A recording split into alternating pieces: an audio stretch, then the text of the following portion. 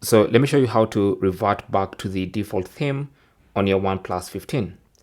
So first find settings, and then under settings go to home screen, lock screen, and style.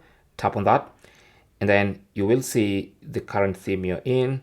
So scroll and find the default theme. So this is going to be the default theme. This is the one that comes on your OnePlus 15 by default. So you want to find it and tap on apply. Simple as that. Now when you swipe up, you'll notice your phone is now back to the default theme. Now you can also go back to the default icons style and arrangement. So if you go back to that page, you can scroll down and go to icons, and then swipe and go to classic, and that's going to put your icons back into the way they looked before, and then tap on apply, and then you'll have your classic icons back in terms of arrangement and style.